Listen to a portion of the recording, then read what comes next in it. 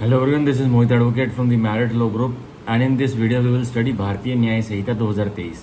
और इससे पहले वाली वीडियोस में हमने सेक्शन भारतीय न्याय संहिता के हमने सेक्शन 1 टू सेक्शन 44 पूरे के पूरे with deep interpretation and thorough translation in Hindi, और मैंने हर एक टेक्स्ट हर एक सेक्शन का अच्छी तरह से पढ़ा दिया है।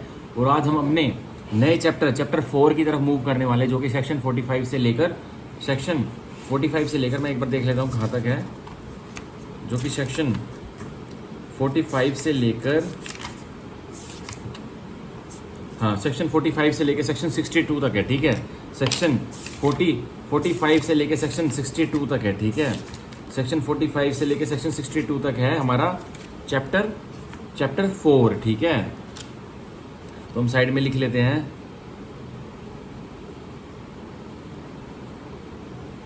अब देखिए, जो ये सेक्शन है ये चैप्टर है, जो चैप्टर 4, ये क्या बताता है? ऑफ अबैटमेंट, भाई किसी ने भड़काया उड़काया और भड़का के कोई अपराध कराया। ठीक है, क्रिमिनल कंसिपरेसी, भाई आपराधिक षड्यंत्र रचा। ठीक है, तो ये भी इसी में आ जाता है चैप्टर 4 में। अब देखिए, एंड अटेम्प्ट, और जो कोई अपराध करने में मतलब कोई अपराध की इंटेंशन पाल लेता है, प्रिपरेशन कर लेता है रेलिवेंट, और फिर अटेम्प्ट करता है। अटेम्प्ट या तो भाई प्रयास, या तो प्रयास ही बनकर रह जाएगा, या फिर क्या होगा, या तो कमीशन बन के रह जाएगा। ठीक है, तो हमें पहले आईपीसी में देखने को मिलते थे। अबैटमेंट तो हमारा एक अलग ही चैप्टर था, क्रिमिनल कंसिपरेसी का हमारा फिर एक अलग चैप्टर लाया गया था, वो बाद में अमेंडमेंट से लाया गया था। और अटेम्प्ट का हमारा लास्ट सेक्शन था, सेक्शन 511 था। ठीक है, तो अब देखिए, हम अब पढ़ने वाले हैं चैप्टर 4 और सेक्शन 45 से मैं स्टार्ट करने वाला हूँ आज। Without wasting of further second मैं सेक्शन 45 को, जो अबैटमेंट की डेफिनेशन है, वो समझाऊंगा आपको। और फिर ये मैंने वैसे पहले भी बहुत बार समझा चुका हूँ, लेकिन वो आईपीसी से मैंने समझाया था जब मैं राजस्थान की रैपिड डिटेल सीरीज करवा रहा था आरजीएस के मतलब से। पर अभी हम भारतीय न्याय संहिता को रैपिडली डिटेल में बेरट से पढ़ रहे हैं, तो मैं उससे बताऊंगा। ठीक है, और मैं डीपली आपको जैसे पता है थोरोली इंटरप्रिटेशन देते हुए चलता हूँ और हर एक वर्ड को अच्छे से समझाता हूँ। ठीक है, तो अब हम पढ़ेंगे सेक्शन 45, जो कि बोलता है अबैटमेंट ऑफ अ थिंग। एक चीज मतलब एक अपराध करने के लिए कैसे अबैट किया जाता है, मतलब भड़का। अबैट वर्ड जहाँ भी आ जाए तो समझ लेना, भड़काना, उकसाना एक व्यक्ति को जो कि अपराध करेगा। ठीक है, जो भड़काता है किसी व्यक्ति को अपराध करने के लिए, उस भड़काऊ व्यक्ति को बोलते हैं अबैटर। ठीक है, और जो भड़कता है, जो एक व्यक्ति की बातों में आकर कोई अपराध कर देता है, उसको बोलते हैं अबैटेड। ये याद कर लेना। ठीक है, अब यही इसमें मैं अबैटेड बोलूंगा तो तुरंत आपको समझ जाना चाहिए कि अबैटर वो व्यक्ति है जो कि एक दूसरे व्यक्ति को भड़काता है कि तू अपराध कर, और अबैटेड वो व्यक्ति है जो कि भड़क रहा है, जो कि अपराध करेगा एक व्यक्ति की बातों में आके। ठीक है, तो ये है मेन टर्म्स इसकी, अबैटर और अबैटेड। ठीक है, और अबैटमेंट क्या है? अबैटमेंट भाई उकसाना, भड़काना, वो ही अबैटमेंट। ठीक है, आप देखिए section 45 abatement of a thing. और ये जो अ थिंग है, इसका मतलब यहाँ पे सीधा सीधा क्या है? चीज नहीं है, एक वस्तु नहीं है। अ थिंग मतलब अपराध के लिए, मतलब भड़काया उकसाया किसके लिए? अपराध के लिए। तो यही है सेक्शन 45 का index, abatement of a thing. इसमें अ थिंग मतलब अपराध है। ठीक है, ऑफेंस। अब देखिए, अबैटमेंट ऑफ अ थिंग, भड़काया एक अपराध के लिए। अब देखिए 45 की मैं बॉडी पढ़ने वाला हूँ। A person abets the doing of a thing, एक व्यक्ति भड़काता है कि तुम अपराध करो। हु, जो कि क्या करता है?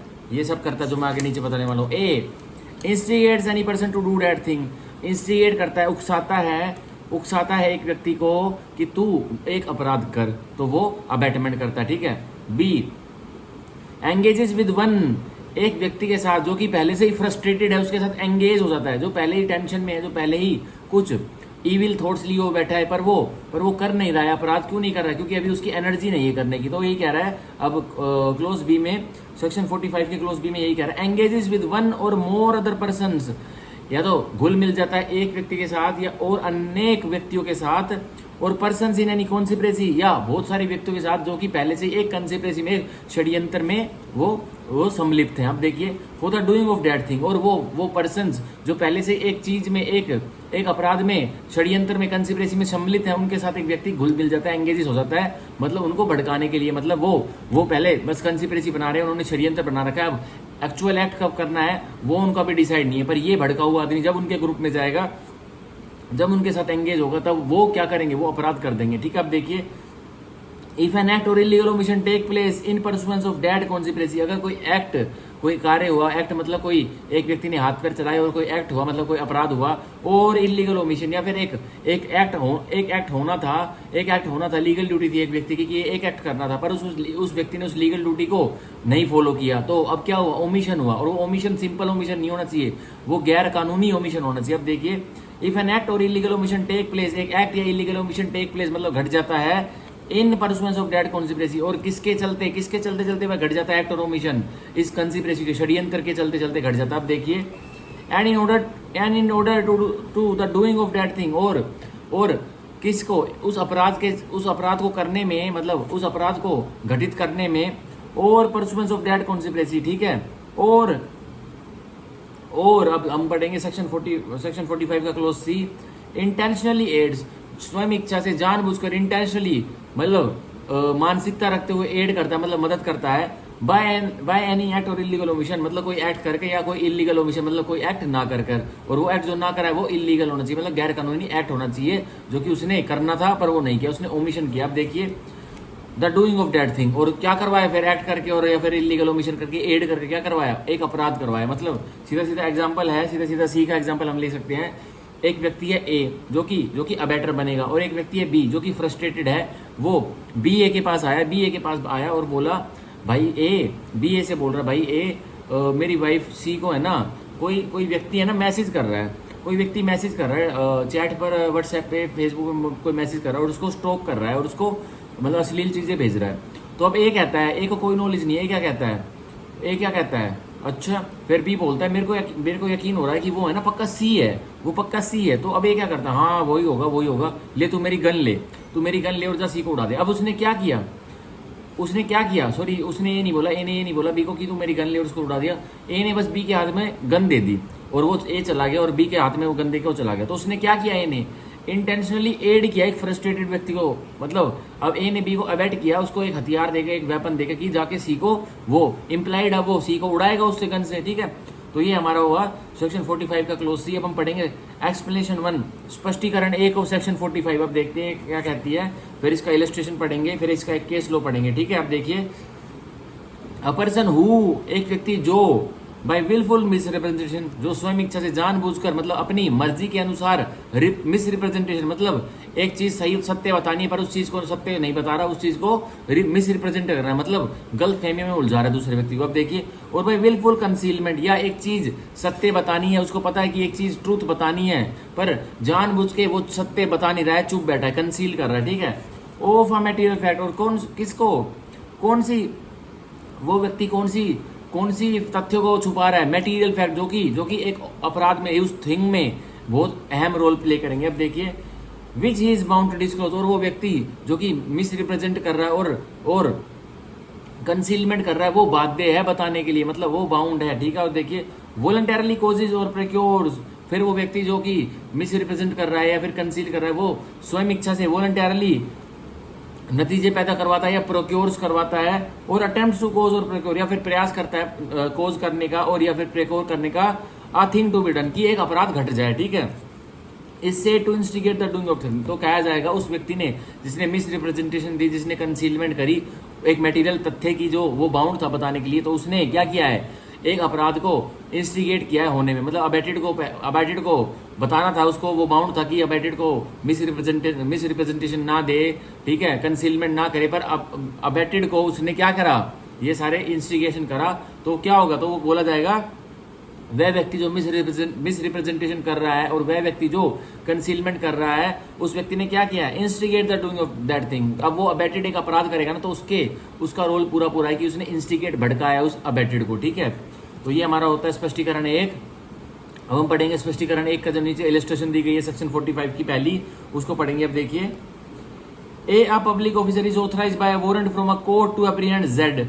एक सरकारी कर्मचारी है, और ए जो सरकारी कर्मचारी है वो एक कोर्ट का, एक अदालत का सरकारी कर्मचारी है, और उसको एक वारंट मिला हुआ है कोर्ट से, अदालत से, कि ए क्या कर सकता है, जेड को एप्रीहेंड कर सकता है, मतलब जेड को पकड़ सकता है, मतलब उसका वारंट निकला हुआ है, अरेस्ट वारंट निकला हुआ है और जेड को पकड़ सकता है। अब देखिए, B knowingly that fact and also that C is not Z, और एक कोई बी की एंट्री हो जाती है, बी को पता है कि ए जेड को पकड़ने आया है, पर अब वो क्या करता है, B knowing that fact, B इस फैक्ट के बारे में जानता है कि ए एक कोर्ट का सरकारी कर्मचारी है और जेड को एप्रीहेंड करने आया है। तो बी अब नोइंगली जानबूझकर क्या करता है, and also that C is not Z, और एक सी जो कि जेड नहीं है उस कोर्ट के अफसर को ये बताता कि जो ये व्यक्ति जो सामने खड़ा है यही जेड है, और एक्चुअली वो होता सी है। अब देखिए क्या होगा, wilfully represent to A that C is Z, जानबूझकर स्वयं इच्छा से रिप्रेजेंट मतलब ऐसे दर्शाता है कि भाई जो सी है ना वही जेड है, पर एक्चुअली वो सी था और सरकारी अफसर जो कोर्ट का था वो जेड को पकड़ने था। अब देखिए क्या होगा, and thereby intentionally causes A to apprehend सी,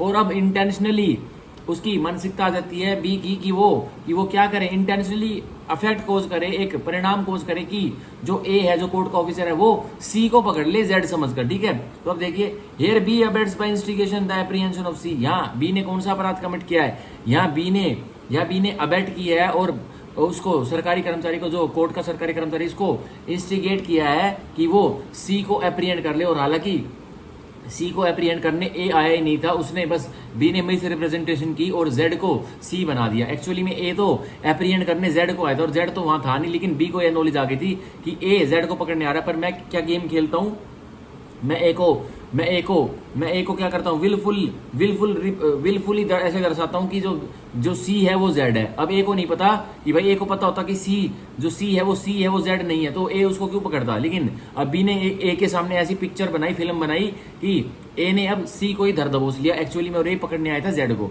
तो यहाँ बी ने कौन सा अपराध किया है, यहाँ बी ने अबेट किया है, अबेटमेंट की है कि ए तुम पकड़ो किसको, एप्रीहेंड करो सी को, तो ये एक अपराध बनेगा, बी एक अपराध के लिए अंदर जाएगा, जेल में जाएगा, ठीक है। तो ये हमारी थी इलस्ट्रेशन जो हमने पढ़ी। अब हम स्पष्टीकरण 2 एक्सप्लेनेशन 2 पढ़ते हैं, सेक्शन 45 ऑफ दी भारतीय न्याय संहिता की। देखिए क्या कह रही है, हुएवर इधर प्रायर टू और at the time of commission of an act, जो कोई भी जब एक अपराध होता है या तो उससे पहले या जिस समय वो अपराध कमिट हो रहा है उस समय, देखिए, does anything in order to facilitate the commission of that act, कुछ भी ऐसा कार्य करता है जो एक एक्ट होना है, जो एक अपराध होना है उसको फैसिलिटेट कर देता है, मतलब उसको और बढ़ावा दे देता है। और देखिए, and thereby facilitate the commission thereof, और उसके बढ़ावे की वजह से अपराध अब फाइनली घट चुका होता है। अब अपराध फाइनली, एक व्यक्ति ने फैसिलिटेशन दी और अपराध अब फाइनली घट चुका है, ठीक है। अब देखिए, is said to aid the doing of that thing, तो माना जाएगा उस व्यक्ति ने वहां मौजूदा खड़े होते हुए, मतलब उस व्यक्ति ने वहां खड़े होते हुए, या तो जब एक मेन इवेंट हो रहा था उससे पहले कुछ ऐसा एक्ट किया जिससे फैसिलिटेट हुआ एक अपराध, या फिर उस समय जिस समय अपराध होने वाला था अभी हुआ नहीं है उस समय कुछ ऐसा एक्ट किया, कुछ ऐसा कार्य किया जिससे अपराध स्पोंटेनिटी में आ गया और एकदम से अपराध घटित हो गया उसकी फैसिलिटेशन से। तो क्या किया है उस व्यक्ति ने, is said to aid the doing of that thing, तो माना जाएगा कि उस व्यक्ति ने एड किया है, मतलब उस अपराध को, वो होना तो था पर उसने फैसिलिटेशन कर दिया, मतलब वो होना 2 दिन बाद था पर उसने आज ही करवा के छोड़ दिया एक अपराध, तो वो क्या होगा, फैसिलिटेशन किया, मतलब उसने क्या किया, उसने बढ़ावा दिया उस अपराध को होने में, ठीक है। तो एग्जाम्पल लेते हैं, जैसे एक गांव मान के चलते हैं, एक गांव है ए और एक गांव है, एक विलेज है बी, ठीक है। अब ए गांव का एक लड़का बी गांव की किसी लड़की को भगा कर ले जाता है, ठीक है। अब भाई दोनों गांव में टेंशन का माहौल है, ए गांव में भी और बी गांव में भी, ए वर्सेस बी गांव हुआ पड़ा है। तो क्या होता है, ए गांव और बी गांव में भाई टेंशन का माहौल है, तो दोनों गांव के बच्चे उससे जहां भी आपस में देखते हैं अपने आप को मारने काटने लगते हैं, मतलब वो खून के दुश्मन हो जाते हैं, क्योंकि ए गांव का लड़का बी गांव की लड़की को कहीं भगा कर ले गया है, तो वो दोनों गांव जान के दुश्मन हो जाते हैं आपस में। तो अब क्या होता है, एक उनके बीच में एक बैठक होनी है, जो कि एक पंचायत होनी है, वो कब होनी है, वो मान के चलिए वो होनी है 1 अगस्त 2024 को होनी है। तो क्या होना उस पंचायत में भाई, पीस, जब भाई कैसे शांति बनी रहेगी गांव के बीच में वो डिसाइड होना है। तो क्या होता है, अब ए गांव के कोई व्यक्ति होते हैं, 2-3 व्यक्ति मान लीजिए XYZ होते हैं, वो क्या करते हैं, वो यह इंटेंशन पाल लेते हैं कि भाई जो हमारे गांव का समझौता बी गांव के साथ नहीं होना चाहिए, हमें तो मार पिटाई में मजे आ रहे हैं, और वो एक्चुअली मार पिटाई कर भी नहीं रहे, वो बस नीचे से भड़का रहे हैं पब्लिक को। तो क्या कहते हैं, जिस दिन पंचायत होनी थी 1 तारीख को, वो क्या कहते हैं, 1 अगस्त को पंचायत होनी थी, वो 1 अगस्त से पहले 2-4 दिन पहले ए गांव में क्या खबर फैला देते हैं कि भाई, क्या फैला देते हैं कि बी गांव का कोई लड़का हमारी ए गांव की लड़की को लेके भाग गया है। पहले ए गांव का कोई लड़का बी गांव की लड़की को लेके भागा था, अब उन्होंने खबर फैला दी ए गांव में कि भाई बी गांव का कोई लड़का हमारी ए गांव की लड़की को लेके भाग गया है। तो उन्होंने क्या किया, तो उन्होंने अब इंस्टिगेशन, मतलब उन्होंने एक ऐसा एक्ट फैसिलिटेट कर दिया कि भाई पहले गांव में टेंशन हुई पड़ी थी, अब उन्होंने यह कार्य करके XYZ ने अब ए गांव और बी गांव के बीच में फिर एक एक्ट पैदा कर दिया। अब वो दोनों आपस में फिर से लड़ रहे हैं। अब जो पंचायत होनी थी, जो फैसला होना था, वो तो गया घास खाने, लेकिन अब फिर से उन्होंने लड़ाई पैदा करवा दी। तो अब क्या होगा? और एक्चुअली में कोई भी गांव का लड़का ए गांव की लड़की को लेकर नहीं भगा था। तो एक्चुअली में अब क्या हुआ है? सीधा सीधा क्या हुआ है? उन व्यक्तियों XYZ ने क्या किया है? यहाँ पे एड किया है। और किसको एड किया है? कि एक एक्ट हो जाए, ठीक है, एक एक्ट हो जाए। और एक्चुअली में क्या वो एक्ट होना था? बिल्कुल भी नहीं होना था। लेकिन पहले से उनकी रंजिश चली आ रही थी, वो पहले कोर्स ऑफ एक्शन से लेकर कि ए गांव का लड़का बी गांव की लड़की को लेकर भग गया है, इसलिए अब, लेकिन उन्होंने क्या किया? ये लड़ाई समाप्त ना हो जाए, एक एक्ट बार बार मतलब कंटिन्यू स्पॉन्टेनिटी में चलता रहे हमारी गांव की लड़ाई, तो इसलिए कोई सुलह ना हो जाए, कोई पीस एग्रीमेंट ना हो जाए गांव के बीच में। तो उन्होंने यह एक बार दोबारा एक मोहरा फेंक दिया और गांव के बीच में लड़ाई दोबारा जिंदा करवा दी। जो लड़ाई पहले हो रही थी, लेकिन उन्होंने एक मीटिंग का डेट फिक्स कर लिया था कि उस दिन हम शांति बना लेंगे, हम बैठकर पंचायत करेंगे। तो उन्होंने XYZ ने क्या किया? ए गांव के फिर से लड़कों को, बड़े बड़े एजेड पर्सन को भड़का दिया। और ये क्या क्या कर भड़काया कि हमारे गांव का लड़का, जो ए गांव का लड़का बी गांव की लड़कियों को लेकर भगा था, वो तो भगा था, जिस वजह से हमारी लड़ाई चल रही है। पर अब क्या हुआ? बदले में उन्होंने क्या किया? XYZ ने ए गांव के व्यक्ति को क्या बताया कि बी गांव का लड़का जानबूझकर इसी रंजिश में कि मैं अब ए गांव के व्यक्तियों को नीचा दिखाऊंगा, मैं उनके गांव की लड़की लेके भग जाता हूँ उससे लव रिलेशन बना के। तो क्या हुआ? यहाँ सीधे सीधे उन्होंने एड किया। एक एक्ट होना था, ठीक है, एक एक्ट होना था, अभी हुआ नहीं है, उससे पहले उन्होंने एड कर दिया। या जिस समय मतलब मान के चलिए वो पंचायत चल रही है, पंचायत में एक व्यक्ति बोलता है कि ये अब नया एग्जांपल थोड़ा ट्विस्ट है, एक पंचायत में वही XYZ बोलते हैं कि ए गांव और बी गांव की पंचायत चल रही है। वो पहले वाला जो उन्होंने एक्ट किया वो तो अपराध होने से मतलब एक्ट होने से पहले ही कर दिया। लेकिन अब ये दूसरे वाले का एग्जाम्पल दे रहा हूँ कि वो जब कमीशन हो, जिस दिन कमीशन हो रहा है, जिस दिन, और वो फैसिलिटेशन कैसे करते हैं? अब ए और बी गांव की 1 अगस्त को पंचायत चल रही है और वो दोनों हीटेड कन्वर्सेशन में ए और बी गांव के व्यक्ति कर रहे हैं। तो क्या होता है? अभी उनके बीच में एक एक्ट नहीं हुआ है, पर अभी हो सकता है तुरंत। फिर XYZ क्या बोलते हैं गांव के लड़के को? अरे सुनो, अभी खबर आई है कि बी गांव का लड़का हमारी गांव की लड़की को लेके भग गया। तो तुरंत उन्होंने एड कर दिया। क्या कर दिया उन्होंने? एक एक्ट को, एक अपराध को होने में एड कर दिया, मतलब और मदद कर दी, ठीक है। तो ये भी माना जाएगा कि उन्होंने क्या किया है? अबैटमेंट की है, ठीक है। ये हमारा था स्पष्टीकरण 2। अब हम पढ़ेंगे एक केस लो, जो कि अबैटमेंट का केस लो है 2018 का। इसमें ये केस लो का नाम है common Cause versus Union of India 2018 supreme court, ठीक है। Common Cause versus Union of India 2018 supreme court. ये कॉमन कॉज एक ऑर्गेनाइजेशन है जो कि तरह तरह के कोज ऑफ एक्शंस पे केस डालती रहती है और उनको हेल्ड करवाती है और उनके पॉइंट्स को लेट डाउन करवाती है, गाइडलाइंस लेट डाउन करवाती है। तो कौन सा है? Common Cause versus Union of India 2018 honourable Supreme court. अब इसमें क्या हेल्ड होता है? अबैटमेंट के बारे में बताया गया था कि भाई असली में भड़काना उकसाना क्या होता है, देखिए। और तो अबैटमेंट कैसे बनती है? अब ये देखिए, टू कंस्टिट्यूट अबैटमेंट, एक मतलब अबैटमेंट का गठन करवाने के लिए क्या होना चाहिए? There must be course of conduct. तो एक कोर्स ऑफ कंडक्ट, एक व्यवहार का कोर्स होना चाहिए, मतलब एक व्यवहार चलता आ रहा है लंबे समय तक, वो होना चाहिए पहले तो। और एक्शन ऑफ इंटेंशनली एडिंग, या एक एक्शन होना चाहिए जिसमें एक्शन में क्या हुआ है? इंटेंशनली, इरादन एड किया गया, मतलब मदद की गई है। और facilitation another person to end life, या फैसिलिटेशन होना चाहिए, एक व्यक्ति दूसरे व्यक्ति को फैसिलिटेशन कर रहा है, मतलब इस कदर से भड़का रहा है कि वो अबैटेड व्यक्ति एक व्यक्ति की लाइफ ही ले ले, मतलब जिंदगी ही खत्म कर दे। तो ये कौन से केस लो में ऐड किया गया था? अबैटमेंट में ये तीनों चीजें होनी चाहिए जो हमारे क्लोज सेक्शन 45 के क्लोज A-B-C में यही चीजें, तीनों चीजें दी गई हैं। सुप्रीम कोर्ट ने इनको ही इंटरप्रिटेशन करके ये 3 पॉइंट्स हेल्ड कर दिए। कौन कौन से? कि भाई कोर्स ऑफ कंडक्ट होना चाहिए, एक्शन ऑफ इंटेंशनली एडिंग होनी चाहिए, facilitating another person to end life होना चाहिए। कौन सी लैंडमार्क जजमेंट में हेल्ड हुआ था? Common Cause versus Union of India 2018 honourable Supreme Court में हेल्ड हुआ था, ठीक है। अब हम पढ़ते हैं एक और इसकी जजमेंट पढ़ लेते हैं अबैटमेंट की, जो कि हमारे काम आ सकती है। देखिए, Somasundaram versus state 2020 honourable Supreme Court. Somasundaram versus state 2020 honourable Supreme Court. इसमें क्या हेल्ड किया गया था? Abetment by conspiracy. अब षड्यंत्र करके अबैटमेंट, भड़काना उकसाना चल रहा है। अब देखिए इसमें क्या हेल्ड किया था ऑनरेबल सुप्रीम कोर्ट में, देखिए। Abetment by conspiracy is only one form of abetment. जो अबैटमेंट बाय कॉन्स्पिरेसी है, षड्यंत्र के द्वारा अबैटमेंट करना, मतलब एक षड्यंत्र बना के कि हाँ उस व्यक्ति को भड़काना है, उस व्यक्ति को ये कहना है, उस व्यक्ति को ये कहना है। तो ये षड्यंत्र चल रहा है एक से ज्यादा व्यक्तियों के बीच में, तब कंस्पिरेसी बनती है। तो एक व्यक्ति से कंस्पिरेसी नहीं बनती है, एक व्यक्ति के साथ एक और व्यक्ति होना चाहिए, मतलब 1 और मोर होने चाहिए, ठीक है। 1 तो होना चाहिए और मोर, मतलब 2 और मोर, 2 मिनिमम होनी चाहिए और उससे ज्यादा कितने भी हो सकते हैं, तब एक षड्यंत्र बन जाता है, कंस्पिरेसी बन जाती है। तो देखिए, abetment by conspiracy is only one form of abetment. जो अबैटमेंट है, जो भड़काना उकसाना है, षड्यंत्र बना के, वो एक फॉर्म है, बस एक क्या है, वो एक स्पीसी है। किसकी? वो एक स्पीसी है, किसकी? अबैटमेंट की। मतलब अबैटमेंट एक पूरा जीनस है, पर अबैटमेंट बाय कंस्पिरेसी एक स्पीसी है उसकी। अब देखिए, मतलब अबैटमेंट एक मतलब अबैटमेंट तो प्रजाति है, मतलब अबैटमेंट तो एक जाति है, और अबैटमेंट बाय कंस्पिरेसी मतलब उकसाना षड्यंत्र के तहत वो इसकी एक छोटी सी प्रजाति है। अब देखिए आगे क्या होगा, there can be alternate charges. तो अब अल्टरनेट चार्जेस भी हो सकते हैं, मतलब जिन्होंने षड्यंत्र करा उन्होंने उनके ऊपर अलग चार्जेस, और जिसने अबैटेड ने एक्ट करा उस पर अलग चार्जेस लग सकते हैं, ठीक है। There can be abetment by instigation and intentional acting even when there is no conspiracy. तो अबैटमेंट वहां भी हो सकती है जहां अबैटमेंट वहां भी हो सकती है, और इंटेंशनल मदद एड वहां भी हो सकती है जहां कोई कंस्पिरेसी, जहां कोई षड्यंत्र नहीं रचा गया हो, ठीक है। मतलब जहां एक व्यक्ति भी अबैटमेंट कर सकता है और दो तो मिनिमम, और दो से ज्यादा व्यक्ति अबैटमेंट कर सकते हैं कंस्पिरेसी। अब देखिए, and therefore no abetment by conspiracy, और इसलिए क्या होता है, and therefore no abetment by conspiracy, इसलिए कंस्पिरेसी जो षड्यंत्र, अबैटमेंट का कोई षड्यंत्र नहीं बन सकता।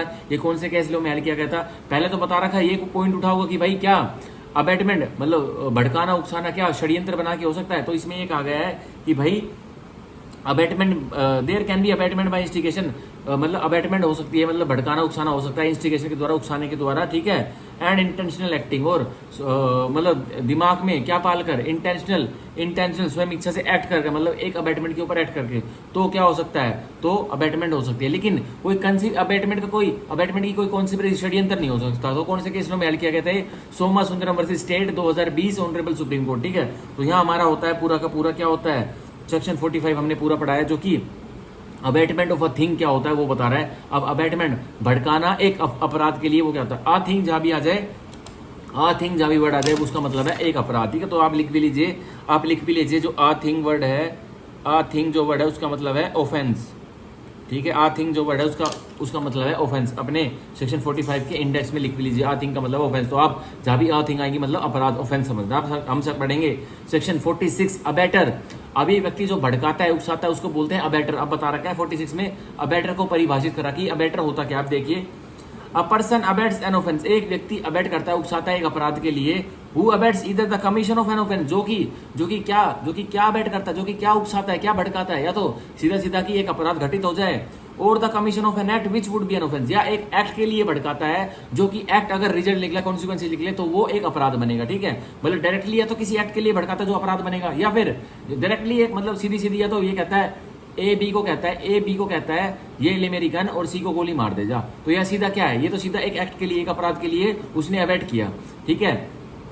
उसने सीधा अबैट कर दिया एक सीधे डायरेक्ट अपराध के लिए। अब ए बी को बोलता है भाई बी तेरी वाइफ का चक्कर चल रहा है, डी तेरी वाइफ का चक्कर चल रहा है डी के साथ, ठीक है। तेरी वाइफ का चक्कर चल रहा है डी के साथ। ए बी से बोलता है जो तेरी वाइफ सी है ना उसका चक्कर चल रहा है डी के साथ। तो वो क्या करता है, और उसको एक रिवॉल्वर दे देता है। तो इसका मतलब क्या है, अब वो बोलता नहीं है कुछ भी, बस ये बोलता है ए बी से बोलता है कि तेरे वाइफ का चक्कर चल रहा है डी के साथ, और उसको कुछ बोलता नहीं है कि क्या करना है क्या नहीं करना, पर उसको रिवॉल्वर दे देता है, एक अपनी गन दे देता है। तो अब और कुछ बोलता नहीं और अपने घर चला जाता है। अब बी टेंशन में, अब बी क्या करता है, बी एक एक्ट करेगा जो कि अपराध बनेगा। उस टाइम तो एक अपराध नहीं बन रहा, लेकिन वो एक एक्ट करेगा डी के ऊपर तो वो अपराध बनेगा। या वो डी के ऊपर करे या अपनी वाइफ के ऊपर करे, उसका मर्डर करे या डी का मर्डर करे, वो बात की बात है, ठीक है। तो देखिए, if committed by a person capable by law of committing an offense with the same intention or knowledge as that of the obiter, ये लीजिए भाई, ये बहुत इंपॉर्टेंट चीज है। If committed by a person capable by law, और एक जो अपराध जो एक्ट एक व्यक्ति कर रहा है, एक कार्य एक व्यक्ति जो करेगा जो कि अपराध बनेगा, या फिर वो आगे जाके उसने एक एक्ट किया जो कि अपराध बनने वाला है, या तो डायरेक्ट एक एक्ट कर दिया जिससे अपराध तुरंत बन गया, या फिर एक एक्ट ऐसा किया जो रोटेशन में होके जो स्पोंटेनिटी में तो अपराध नहीं बन पाया, पर वो एक्ट हुआ ना तो अपराध अवश्य बनेगा। अब देखिए, if committed by a person capable by law, अगर वो कार्य एक व्यक्ति जो कि सक्षम है कानून की नजरों में वो करता है, तो if committed by a person capable by law of committing an offence with the same intention और knowledge as that of the abettor, तो अब अबैटेड की क्या आ जाएगी। अब देखिए, if committed by a person capable by law of committing an offence, अगर वो एक्ट एक व्यक्ति जो कि अबैटेड है, if committed by the person, ये पर्सन कौन सा है, यहाँ लिख लीजिए अबैटेड, ये पर्सन है अबैटेड, ठीक है। ये पर्सन है अबैटेड। अब देखिए, if committed by a person capable by law, अगर अबेटेड ने वह एक्ट किया जो कि कानून की नजरों में सक्षम व्यक्ति है उस एक्ट को करने के लिए, विद द सेम इंटेंशन और knowledge as that of the abettor, तो और उस अबेटेड की भी सेम इंटेंशन, सेम इरादा, हाईएस्ट डिग्री ऑफ मेंसरिया और नॉलेज सेम जानकारी से slight lowest degree of the mens rea वो आ गई थी, जो कि सीधा सीधा अबेटर की थी। मतलब अबेटर और अबेटेड की इंटेंशन और नॉलेज सेम होनी चाहिए अपराध होने के लिए, तब अबेटेड की लाइबिलिटी हल्की बनेगी और अबेटर की लाइबिलिटी ज्यादा बनेगी। ठीक है, तो यहाँ लिख लीजिए, एक और चीज लिख लीजिए इसके साइड में, अबेटर इक्वल टू अबेटेड, ठीक है, और रूट्स निकाल लीजिए, इंटेंशन और नॉलेज, ठीक है, नॉलेज निकाल लीजिए और साइड में लिख लीजिए मेंसरिया रिक्वायर्ड होता है, मेंसरिया रिक्वायर्ड होता है अबेटेड के लिए। जो व्यक्ति एक्ट करने वाला है, अपराध करने वाला है, या एक व्यक्ति डायरेक्ट अपराध करने वाला है, सुनकर एक व्यक्ति की बातों में आकर भड़काने में आकर, उकसाने में आकर, या एक व्यक्ति को भड़काया तो गया है पर वो एक एक्ट करेगा जो आगे जाकर एक अपराध बनेगा, तो और वो जो अबेटेड जो व्यक्ति जिसको भड़काया गया है वो जो एक्ट करेगा उसकी इंटेंशन और नॉलेज यहाँ पर अहम है कि भाई उसकी भी इंटेंशन और नॉलेज आ जानी चाहिए जब वो एक एक्ट ऑफेंस करने वाला है। ठीक है, तो ये हमारा हुआ सेक्शन 46 का पैरा 1। अब हम पढ़ेंगे सेक्शन 46 भारतीय न्याय संहिता के एक्सप्लेनेशन 1 स्पष्टीकरण 1, जो कि बोलता है the abetment of the illegal omission. तो अबेटमेंट उकसाना हुआ है, भड़काना हुआ है किसका, एक इलीगल ओमिशन करने के लिए। मतलब ओमिशन क्या होता है, एक व्यक्ति की लीगल ड्यूटी थी जो कानून ने उसको बोल रखा कि तुमको ये करनी है, ठीक है, पर उस व्यक्ति ने उस लीगल ड्यूटी को फॉलो नहीं किया और इन कॉन्सिक्वेंसेज एक एक्ट हो गया, जो कि एक्ट कौन सा निकला, वो एक इलीगल गैर कानूनी काम निकला, तो वो होता है इलीगल ओमिशन। अब देखिए the abetment of the illegal omission, तो अबेटमेंट उकसाना हुआ है किस चीज के लिए, इलीगल ओमिशन के लिए। एक व्यक्ति को उकसाया जा रहा है कि तू तेरा ये काम है पर तू कर मत, तो एक अपराध बनेगा। अब देखिए the abetment of the illegal omission of an act, तो एक अबेटमेंट होती है उकसाना भड़काना होता है इलीगल ओमिशन के लिए कि एक एक्ट एक कार्य हो जाए, मे अमाउंट टू एन ऑफेंस, तो वो सर्कमस्टांसेस पे, फैक्ट्स एंड सर्कमस्टांसेस पे केस के डिपेंड करेगा कि क्या वो इलीगल ओमिशन जो जिसकी अबेटमेंट हुई है एक एक्ट के लिए बोला गया है और वो एक्ट इलीगल ओमिशन है, ठीक है, उसके लिए भड़काया गया था। और आगे जाके पता लगेगा फैक्ट्स एंड सर्कमस्टांसेस की वो इलीगल ओमिशन जिसका एक्ट हुआ है, जो एक्ट हुआ है इलीगल ओमिशन के लिए, ठीक है, क्या वो अपराध बनेगा या नहीं बनेगा। देखिए although the abettor may not himself be bound to that act, तो और हालांकि जो अबेटर है वो यहाँ लाइबल नहीं है कि वो खुद से वो एक्ट करे, खुद से वो एक इलीगल ओमिशन का एक्ट करे, वो किसी और के थ्रू भी इलीगल ओमिशन करवा सकता है। ठीक है, ये हमारा स्पष्टीकरण 1 था। इसकी हम इलस्ट्रेशन पढ़ेंगे सारी की सारी, तो हमें अबेटर भाई क्या कैसे अबेटर एक व्यक्ति भड़काता, वो कैसे भड़का सकता है, वो हम इलस्ट्रेशन से हमारी क्लियर हो जाएगी। ठीक है, तो आज हम सेक्शन, मैं आपको लिस्ट बता देता हूँ, आज हम सेक्शन सीधा करेंगे, सीधा हम सेक्शन करेंगे सेक्शन 48 तक आज हम करने वाले हैं। ठीक है, अब देखिए तो हमने किया आज हम 45, 46, 47 हम 4 सेक्शन इसके कर लेंगे रोज, और मैं डिटेल में आपको इंटरप्रिटेशन बताता हुआ चलूंगा। अब देखिए अब हम स्पष्टीकरण 2 एक्सप्लेनेशन 2 पढ़ने वालों में सेक्शन 46 और भारतीय न्याय संहिता। देखिए टू कंस्टिट्यूट द ऑफेंस, एक अपराध गठित करने के लिए, एक अपराध का गठन होने के लिए,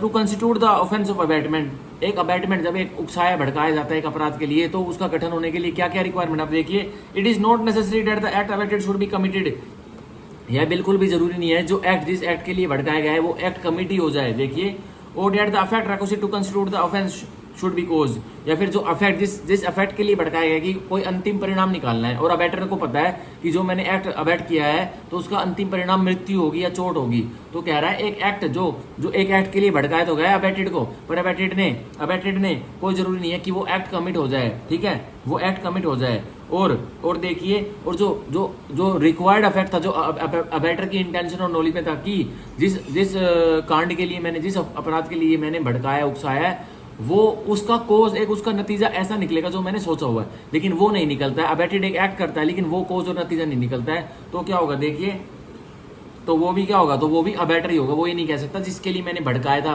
वो अपराध तो हुआ ही नहीं, तो मेरी क्या लाइबिलिटी, या वो नहीं कह सकता कि मैंने तो भाई मर्डर के लिए भड़काया था पर इस व्यक्ति ने उसको 2 डंडे मारे और उसको छोड़ दिया, तो नहीं, अबेटर तो फंसेगा। ठीक है, तो ये था हमारी स्पष्टीकरण 2।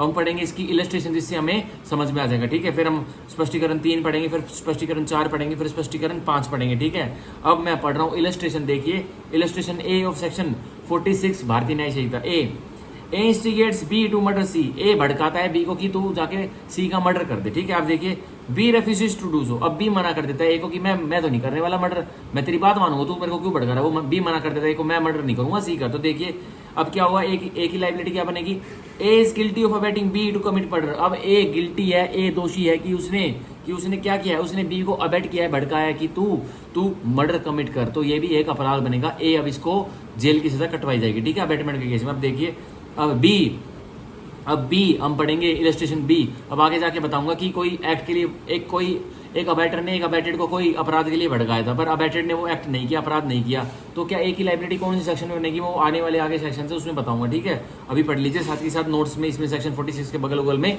लिखवाता हुआ चलूंगा। अभी देखिए illustration B, A instigates B to murder D. A भड़काता है बी को कि जाके जा तू मर्डर कर दे डी का। अब देखिए B in pursuance of instigation steps D. तो अब बी इस इंस्टिगेशन के भड़कावे के चलते चलते क्या करता है, डी को चाकू मार देता है, मतलब उसको छुरा काट देता है उसकी छाती में। अब देखिए D recovers from the wound. अब जो डी है, जो ए भड़काता है बी को, कहता है कि जा तू डी का मर्डर कर दे। अब बी उस भड़कावे के परसुएंस में चलते चलते क्या करता है, डी को स्टैब कर देता है, चाकू काट देता है। तो अब देखिए पर डी मरता नहीं है, डी क्या करता है, डी रिकवर हो जाता है। डी के जो वुंड आते हैं उस स्टैबिंग से वो उसको रिकवर कर जाता है और वो दोबारा तंदुरुस्त होता है। अब देखिए D recovers from the wound. अब डी जो उसको स्टैबिंग से चोट लगी थी, जो बी ने मारी थी, वो उससे रिकवर हो जाता है। अब देखिए A is guilty of instigating B to commit murder. अब ए किस चीज का गिल्टी है, कि उसने बी को इंस्टिगेट किया था, भड़काया था कि वो जाके मर्डर कमिट करे। क्या एक्चुअली में मर्डर कमिट हुआ भाई, ओनली अपराध हुआ। एक रेक्विजिट एक्ट होता गया था, ए जो अबेटर है कि बी जाके डी का मर्डर कर देगा। तो एक कोज क्या सोचा गया था, ए जो अबेटर है उसने कोज क्या सोचा था, उसने नतीजा क्या सोचा था कि भाई ए जो भड़का रहा है, ए सोच रहा है कि मैं बी को भड़काता हूं और बी जाके इससे कहूंगा कि जाके डी को मर्डर कर दे। तो बी जाके वो फॉलो तो करता है उसके पास को, लेकिन बी डी का मर्डर नहीं करता था, बस उसको चाकू मारता है और थोड़ा चोट पहुंचा देता है। तो अब थोड़े दिनों बाद डी रिकवर हो जाता है। पर अब ए के ऊपर केस कौन सा चलेगा, बी के ऊपर जो अबेटेड के ऊपर जो केस चलेगा वो तो चलेगा अटेम्प्ट टू मर्डर का। लेकिन ए के ऊपर एक ही लाइबिलिटी क्या बनेगी कि हाँ भाई ए भी दोषी है कि उसने बी को भड़काया है कि जाके उसका डी का मर्डर कर, ठीक है। तो ऑब्वियसली जो अबेटेड की लाइबिलिटी बनेगी वो सेम टू सेम ए है जिसने भड़काया था उसकी लाइबिलिटी भी एज इट इज बनेगी। अगर बी को सजा हुई 20 साल की तो अबेटर को भी सजा 20 साल की होगी। अगर बी को सजा हुई 10 साल की तो सेम एज अबेटेड उसको अबेटर को भी 10 साल की सजा होगी, ठीक है। तो यह था इलस्ट्रेशन बी, जो कि सीधा सीधा इलस्ट्रेशन बी एक्सप्लेनेशन 2 से निकल करके आ रहा है, ठीक है। एक्सप्लेनेशन 2 से निकल करके आ रहा है, ठीक है। और हमारा जो इलस्ट्रेशन ए है वो कौन से निकल के आ रहा है, दोबारा इलस्ट्रेशन ए पढ़ते हैं और फिर देखते हैं कौन से निकल के आ रहा है। ए इंस्टिगेट्स बी टू मर्डर सी। ए भड़काता है बी को कि जाके मर्डर कर दे सी का। B refuses to do so, और बी नहीं करता, बी मना कर देता कि मैं मर्डर नहीं कर रहा। A is guilty of abetting B to commit murder. तो ए गिल्टी है कि उसने बी को अबेट किया कि तू मर्डर कर जाके। तो ये सीधा कौन से उससे हुआ है, ये सीधा कौन से उससे हुआ है, सीधा कौन सी एक्सप्लेनेशन से हमें निकल के आ रहा है। देखिए अ पर्सन, दोबारा एक सेकंड रुकिए, दोबारा पढ़ लेता हूँ। A person abets an offence who abets either the commission of the offence or the commission of an act who abates either the commission of an offense or commission of an act which would be committed by a person capable of committing an offense with the same intention or knowledge as that of the abater. The abatement of an illegal omission of an act may amount to offense, although the abater may not himself be bound to do that act. हाँ, तो ये जो illustration ए में है ये सीधा explanation 1 से निकल करके हमारा इलस्ट्रेशन ए आ रहा है, ठीक है। इलस्ट्रेशन ए आ रहा है वो हमारा सीधा निकल के एक्सप्लेनेशन 1 स्पष्टीकरण 1 से, ठीक है। अब हम पढ़ते हैं एक्सप्लेनेशन 3 स्पष्टीकरण 3। देखिए इट इज नॉट नेसेसरी, यह बिल्कुल भी जरूरी नहीं है, that the person abetted should be capable by law, कि जो व्यक्ति जिसको अबेट किया गया है वो कानून की नजरों में सक्षम हो ऑफ कमिटिंग एन ऑफेंस, मतलब वो कानून की नजरों में सक्षम हो कि वो अपराध कमिट करता है। मतलब सीधी बात है, जो अबेटर है वो एक ऐसे व्यक्ति से अपराध कराएगा जो उसको कानून भी माफ करेगा कि ये अपराध कर ही नहीं सकता। मतलब एक 7 साल से नीचे को टारगेट करता है अबेटर की इसको मैं भड़काता हूँ और ये कोई अपराध कमिट कर देगा मेरे कहते हुए, या फिर एक 7 साल से लेकर 12 साल के मंदबुद्धि बच्चे को भड़काता है कि ये वोंट ऑफ मैच्योरिटी में इसकी अभी इसको कमी है, वोंट ऑफ मैच्योरिटी इसके पास आई नहीं है, सफिशिएंट रैशनल जजमेंट बना नहीं सकता, तो मैं इसको भड़का देता हूँ, तो वो अपराध करेगा। अब उनको छोड़ देता है कानून की, भाई वो तो सक्षम ही नहीं है कानून की नजरों में एक्ट करने के लिए। तो हम इसमें परफेक्ट एग्जांपल ले सकते हैं, जो कि 7 साल से कम की आयु का बालक होता है, डोली इनकम टैक्स एक्सप्लेनेशन 3 उसके ऊपर फिट बैठती है। अब सीधा 7 साल का बालक कौन से सेक्शन में उसको माफी मिलती है, उसको कौन से सेक्शन में माफी मिलती है, सेक्शन 20 में उसको माफी मिलती है, ठीक है। सेक्शन 20 में उसको माफी मिलती है। अब देखिए तो डोली इन कपेक्स, डोली इन कपेक्स हम इसके साथ में लिख लेते हैं। अब हम पढ़ते हैं स्पष्टीकरण 3 दोबारा से। अब देखिए, इट इज नॉट नेसेसरी, ये बिल्कुल भी जरूरी नहीं है, दैट द पर्सन अबेटेड, की जो व्यक्ति अबेटेड मतलब जिस व्यक्ति को भड़काया गया है वो should be capable by law of committing an offence, की वो व्यक्ति जिसको भड़काया गया है जो अबेटेड है वो कानून की नजरों में सक्षम हो कि वो अपराध कर सकता है, ठीक है। तो और that he should have the same guilty intention, या जो जिस व्यक्ति को भड़काया गया जो अबेटेड व्यक्ति है उसकी सेम गिल्टी इंटेंशन हो, मतलब उसकी मंशा भी सेम हो, या फिर उसकी सेम गिल्टी नॉलेज हो, मतलब उसकी मंशा इरादा भी उसका सेम हो और उसकी नॉलेज भी सेम हो, जो किसकी है, एज डेट ऑफ अबेटर। मतलब ये जरूरी नहीं है कि जो अबेटर की इंटेंशन है और नॉलेज है वो अबेटेड की भी सेम हो, और ये बिल्कुल जरूरी नहीं है कि जो अबेटर है जिस व्यक्ति अबेटेड को वो भड़काता है एक अपराध करने के लिए तो वो अबेटेड कानून की नजरों में सक्षम हो, ठीक है, कोई जरूरी नहीं है। तो मतलब एक एक्ट अबेटमेंट के परसुएंस में एक अपराध एक ऐसा व्यक्ति भी कर सकता है जो कि कानून की नजरों में सक्षम नहीं है कि वो अपराध कर सकता है। मतलब एक बच्चा उच्चा भी, एक अनसाउंड माइंड का व्यक्ति भी, एक इंटॉक्सिकेटेड व्यक्ति भी कानून की नजरों में असक्षम होता है कि वो नथिंग इज एन ऑफेंस, उसको जनरल एक्सेप्शन का डिफेंस मिल जाता है। तो ये इसी के बारे में कह रहा है कि एक अबेटर एक ऐसे व्यक्ति को टारगेट करता है, उस ऐसे व्यक्ति को भड़काता है जो कि कानून की नजरों में असक्षम है कि वो अपराध कर ही नहीं सकता, लेकिन फिर भी वो व्यक्ति जो कानून की नजरों में असक्षम है वो अपराध कर बैठता है, और उस व्यक्ति की जो कानून की नजरों में असक्षम है, इनकैपेबल है, वो अपराध कर बैठता है, पर उसकी वो वाली इंटेंशन नहीं है और वो वाली नॉलेज नहीं है जो कि अबेटर की है, जो उसको भड़का रहा है, ठीक है भाई। अबेटर की अब इंटेंशन और नॉलेज हाईएस्ट डिग्री की है, लेकिन अब जो अबेटेड है, जो व्यक्ति इनकैपेबल है कानून की नजरों में कि वो अपराध कर सकता है, उसकी तो इंटेंशन और नॉलेज कुछ है नहीं, क्योंकि वो तो असक्षम है, इनकैपेबल। अब देखिए, और knowledge as that of the abettor और एनी गिल्टी इंटेंशन और नॉलेज, ठीक है, तो यही है, और एनी गिल्टी इंटेंशन और नॉलेज। तो अब क्या होगा भाई, फिर भी अबेटर की यहाँ पे लाइबिलिटी बनेगी। तो मान के चलिए, अब अबेटर इसमें क्या कहेगा, अगर अबेटर ने बोला, अबेटर ने अब ए अबेटर है, मतलब एक व्यक्ति है ए जो कि अबेटर है, जो कि एक व्यक्ति को भड़काएगा। अब बी एक 7 साल से कम का कोई बालक है, तो ए उसको क्या बोलता है बी को, बच्चे इधर आ, मैं तेरे को चॉकलेट दूंगा बहुत सारी, तो ये ले पुड़िया ले, इस पुड़िया में नमक है, और जा जो सी का टेबल दिख रहा है ना उसके ऊपर जो दूध का गिलास रखा है उसमें ये नमक की पुड़िया डाला। अब एक्चुअली में जो बी बच्चा है वो मन का सच्चा है, वो डोली इनका पैक्स है, तो वो क्या करता है उस पुड़िया को लेता है और जो सी का टेबल पे दूध का गिलास रखा है उसमें डाल देता है। तो एक्चुअली में वो नमक नहीं था, वो चीनी नहीं थी, तो वो क्या था, वो एक्चुअली में जहर था। तो अब क्या किया, अब क्या बी की उस बच्चे की सेम इंटेंशन और नॉलेज थी सी के गिलास में जहर मिलाने की? पर नहीं, एक ही थी ना, एक को पता था ना कि मैं इस बच्चे को क्या दे रहा हूँ, इंटेंशन थी, नॉलेज थी, हाँ भाई इस जहर से ये मरेगा, या फिर नॉलेज थी अगर थोड़ा कच्चा जहर होगा, थोड़ा डुप्लीकेट टाइप का जहर होगा, हाँ भाई मर भी सकता है, ठीक है। तो ये क्या हो गया, तो ये बिल्कुल भी जरूरी नहीं है। क्या वो बच्चा कानून की नजरों में वो बच्चा अब क्या अपराध कर सकता था? 7 साल से कम का बालक जो जहर मिला रहा सी के गिलास में नहीं कर सकता था। तो लेकिन फिर भी अबेटर ने उस बच्चे से अपराध करवाया ना, तो क्या उस बच्चे की इंटेंशन और नॉलेज सेम थी? सी को मारने में नहीं थी, लेकिन अबेटर की एक ही थी ना, तो यही सफिशिएंट है। यहाँ ए की लाइबिलिटी जरूर से बनेगी, ठीक है। लेकिन ए बाद में जाके ट्रायल पे ये नहीं कह सकता कि मैंने तो एक बच्चे से एक्ट कराया था और कानून तो इसको माफ कर देता है, कानून तो इसको माफ कर देगा। क्या माफ कर देगा? कि भाई जो अबेटेड जो इस बच्चे ने एक्ट किया वो कोई अपराध नहीं है। अब जब इस बच्चे का कोई एक्ट जो इसने किया था वो अपराध नहीं है, तो मैंने इसको भड़काया था, तो मेरा अपराध कौन सा अपराध हुआ? जो मैंने इसको बोला था कि जहर मिला, तो मेरा अपराध कौन सा अपराध हुआ? तो कानून मेरे को कैसे सजा दे सकता है? तो उसके लिए इस सिचुएशन को डील करने के लिए एक्सप्लेनेशन 3 बनाई गई है। मतलब एक सीधा एक व्यक्ति एक बच्चे उच्चे से, एक इंटॉक्सिकेटेड व्यक्ति से या एक अनसाउंड माइंड के व्यक्ति से कोई अपराध करवा देता है, तो बाद में जाके ट्रायल से तो वो बोलेगा भाई इंटॉक्सिकेटेड इस पागल व्यक्ति इस अनसाउंड माइंड के व्यक्ति ने, इस पागल व्यक्ति ने, इस नशे वाले व्यक्ति ने, इस इंटॉक्सिकेटेड व्यक्ति ने, इस 7 साल के बालक ने एक अपराध किया है। तो कानून तो उसको इनकैपेबल, असक्षम मानता कि ये अपराध नहीं कर सकता और इसको तो सजा नहीं दे रहा।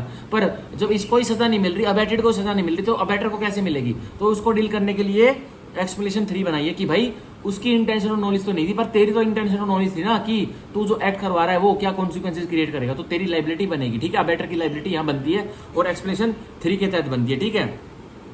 तो हम पढ़ेंगे अब इसकी एक इलस्ट्रेशन पढ़ेंगे। देखिए अब इसकी ABCD 4 इलस्ट्रेशन दे रखी, वो पढ़ेंगे। अब देखिए इलस्ट्रेशन ए ऑफ एक्सप्लेनेशन 3। अब देखिए ए विद गिल्टी इंटेंशन, ए की गिल्टी इंटेंशन है, मतलब ए की बहुत ही दोष, मतलब मलीन इंटेंशन है, नीयत है। वो क्या करता है? अबेट्स अ चाइल्ड, वो अबेट करता है, भड़काता है एक बच्चे को और a person of unsound mind, या भड़काता है एक व्यक्ति जो कि पगले दिमाग का अनसाउंड माइंड का है, टू कमिट एन एक्ट, की वो चाइल्ड या फिर वो पगले दिमाग का व्यक्ति एक एक्ट कमिट करे, एक कार्य कमिट करे, which would be an offence, और जो वो बच्चा एक एक्ट कमिट करेगा जो कि ए भड़का रहा है, या वो अनसाउंड माइंड का व्यक्ति एक एक्ट कमिट करेगा जो कि ए भड़का रहा है, तो वो एक्ट क्या होगा, वो एक्ट सीधा सीधा एक अपराध बनेगा। अब देखिए, if committed by a person capable by law of committing an offence, अगर तो वो बच्चा और वो पगल दिमाग का व्यक्ति उसको करेगा तो वो तो कानून की नजरों में कोई अपराध नहीं बनेगा, वो तो इनकैपेबल है, अक्षम है।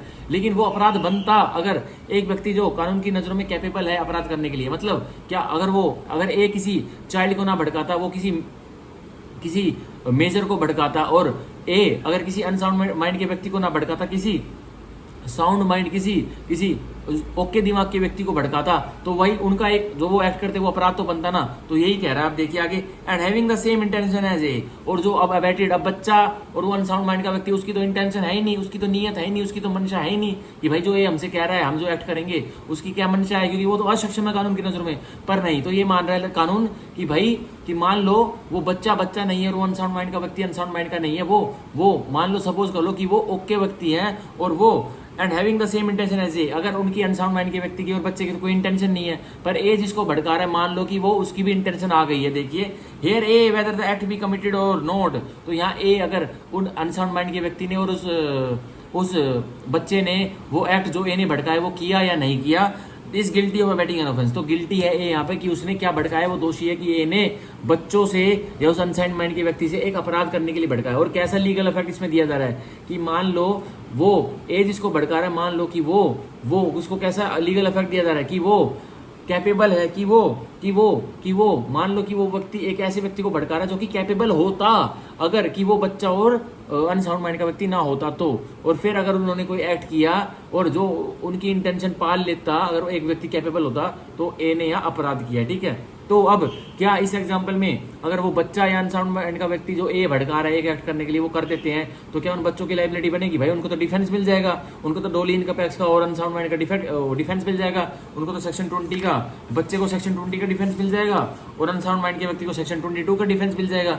पर यहाँ क्या हो रहा है, पर उस अबैटर को अगर कोई एक्ट हुआ ना इनकॉन्सिक्वेंसेस उस बालक ने और उस अनसाउंड माइंड के व्यक्ति ने किया, तो अबैटर को यहाँ कोई डिफेंस नहीं मिलेगा, अबैटर को तो सजा यहाँ होकर ही रहेगी। ठीक है, तो हम साइड में इस इलस्ट्रेशन ए के साइड में रेलिवेंट जो प्रोविजंस है वो कनेक्ट करते हुए चलते हैं। तो सेक्शन 20 यहाँ लिख लीजिए और सेक्शन 22 यहाँ लिख लीजिए। ठीक है, वो भारतीय न्याय संहिता, तो आगे जाके हमें आसानी होगी। अब हम इलस्ट्रेशन बी पढ़ते हैं। देखिए, A with the intention of murdering Z, A की इंटेंशन है, ए का मलिन दिमाग है, उसकी मलिन मानसिकता है कि वो क्या करना चाहता है, वो हर हालत में जेड का मर्डर करवाना चाहता है। अब देखिए इंस्टिगेट्स बी, तो ए क्या करता है, भड़काता है बी को कि तू क्या कर, a child under 7 year of age, जो बी है, ए अब बी को भड़काता है, बी एक बालक है जो कि 7 साल से कम का बालक है। तो सीधे सीधे किसकी बात हो रही है, ये सीधे सीधे बात हो रही है डोली इनकम टैक्स की, सेक्शन 20 यहाँ कनेक्ट हो रहा है। आप देखिए, to do an act which causes जेड्स डेथ, ए बी को भड़काता जो कि 7 साल का बालक है कि बी तू एक ऐसा एक्ट कर जो कि जेड की डेथ कोज होगी। मतलब वो सीधे सीधे ये नहीं कहता कि तू एक एक्ट कर, मतलब उसको बताता है, आइडिया बताता है, तू ऐसा कर, तो उसके पुड़िया लेके उसके दूध में जहर मिलाते कुछ भी कर, तो ऑब्वियसली उसकी डेथ हो जाएगी जेड की। तो अब देखिए, B in consequence of the abetment does the act in the absence of A, अब क्या होता है, अब ए की एब्सेंस में बी जो वो बालक होता है वो एक्ट कर बैठता है। अब देखिए क्या होता है, and thereby causes Z death, अब वो बी जो एक्ट कर बैठता है, ए की यहाँ मौजूदगी नहीं है, ए चला जाता है भड़का भुड़का कर, अब बी वहां अब उसकी वो इंस्टिगेशन की परसुएंस में वो एक्ट कर बैठता है और जिससे जेड की डेथ हो जाती है। पर ये ए जो जिसने भड़काया था ना, वो यहाँ अभी अवेलेबल नहीं है, उसकी अनुपस्थिति, वो अब्सेंट है। आप देखिए, here though B was not capable by law committing an offence, तो यहाँ बी कानून की नजरों में बिल्कुल भी अक्षम था कि वो अपराध नहीं कर सकता। देखिए, A is liable to be punished in the same manner as if B had been capable by law, तो ए को उस सेम मैनर में पनिशमेंट मिलेगी एज इफ का मतलब लीगल फिक्शन, लॉ का झूठ, कानून झूठ बोलवाने के बोल रहा है कि मान लो B had been capable by law, कि बी सक्षम है कानून की नजरों में क्या करने के लिए, ऑफ कमिटिंग एन ऑफेंस, की वो अपराध कर सकता था, एंड हैड कमिटेड मर्डर, और उसने क्या कमिट किया, ए ने, जिसने भड़काया था बी को, एक बालक को कि जेड के कुछ भी करे एक्ट कर, कि उसने ए ने ही अब मर्डर कमिट किया। अब देखिए, and he is therefore subject to the punishment of death, अब ए किसका सब्जेक्ट बनाया जाएगा, ए को कौन सी सजा दी जाएगी, जिसने एक बालक को भड़काया था कि तू जेड की डेथ को कर दे, उसको अब फांसी की सजा दी जाएगी, डेथ की सजा दी जाएगी। ठीक है, कैपिटल पनिशमेंट दी जाएगी। तो सीधा सीधा कानून झूठ बोलने को कह रहा है, एज इफ लीगल फिक्शन दे रहा है, एज इफ लीगल फिक्शन दे रहा है। क्या लीगल फिक्शन दे रहा है कि मान लो कि ए ने जिस बच्चे बी को भड़काया है वो बच्चा नहीं है, वो कोई मेजर है और वो कैपेबल है कानून की नजरों में कि वो जेड की डेथ कोज कर सकता था। यहाँ जो बच्चा बी है उसको तो कोई सजा नहीं मिलेगी, उसको तो डिफेंस मिल जाएगा सेक्शन 20 भारतीय न्याय संहिता का, डोली इनकम का। लेकिन ए को तो फांसी की सजा होकर रहेगी क्योंकि उसकी गिल्टी इंटेंशन थी। अब यहाँ हमारी वो लीगल मैक्सिम एक बहुत जो फेमस है वो भी इसके ऊपर लिख लीजिए आप, एक्टस नॉन फैसिट रियम निसी मेंस सिट रिया। ये लीगल मैक्सिम हर एक जहाँ पे मेंस रिया कनेक्टेड होता है वहां पे आप ये लीगल मैक्सिम मेंस के पेपर में लिख सकते हैं। इसका मतलब है an act alone is not guilty until and unless done with guilty mind. ठीक है, ये आप लिख लीजिए गिल्टी माइंड, ये आप लिख लीजिए, बहुत ही काम की चीज है। अब हम पढ़ते हैं इलस्ट्रेशन 3 ऑफ एक्सप्रेशन 3 जो सेक्शन 46 की है भारतीय न्याय संहिता की। हम उसकी इलस्ट्रेशन सी पढ़ते हैं। अब हमें धीरे धीरे करके अबैटमेंट उकसाना क्या होता है, अपराध क्या होता है वो समझ में आ रहा है। अब देखिए सी हम पढ़ते हैं, A instigates B to set fire to a dwelling house. A B को भड़काता है कि क्या कर, बी तू जाके एक ड्वेलिंग हाउस जिसमें लोग बसेरा करते हैं उसमें जाके आग लगा दे। अब देखिए B in consequence of his unsoundness of mind. अब बी एक पागल दिमाग का व्यक्ति होता है तो वो क्या करता है, अब वो पागल दिमाग का व्यक्ति जो भड़काया उसको क्या है, एक ए ने एक पागल दिमाग के व्यक्ति को भड़काया है कि जाके तू आग लगा दे घर में और उस घर में लोग बसेरा करते हैं मतलब रहते हैं। तो अब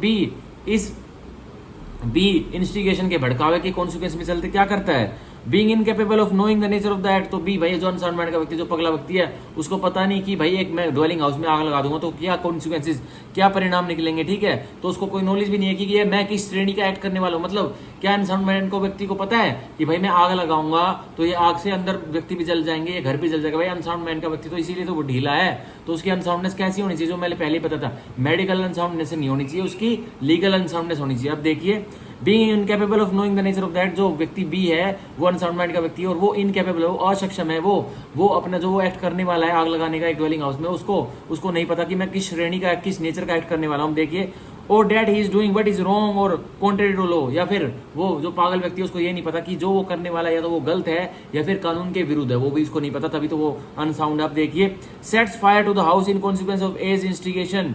तो अब जो बी है जो अनसाउंड माइंड का व्यक्ति है वो ड्वेलिंग हाउस में आग भी लगा देता है और किसके चलते लगाता है, ए के भड़कावे के चलते लगाता है। अब देखिए B has committed no offence. अब यहाँ जो अनसाउंड माइंड का व्यक्ति है उसने तो कोई अपराध कमिट नहीं किया क्योंकि उसको तो साफ साफ अनसाउंडनेस का डिफेंस मिल जाएगा, उसको तो साफ साफ सेक्शन 22 भारतीय न्याय संहिता का डिफेंस मिल जाएगा। पर अब ए की क्या लाइबिलिटी बनेगी, देखिए but A is guilty of abetting the offence of setting fire to a dwelling house.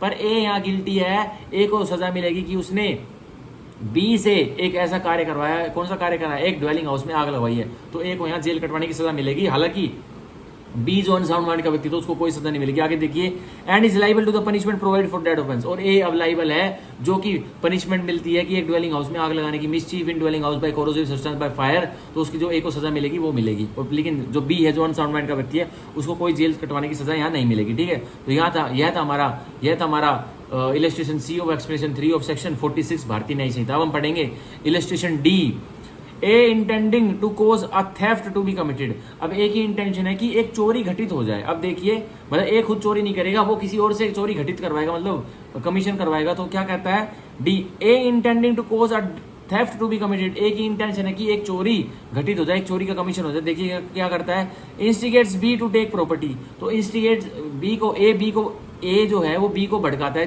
कि क्या भड़काता है, to take property belonging to Z out of Z possession.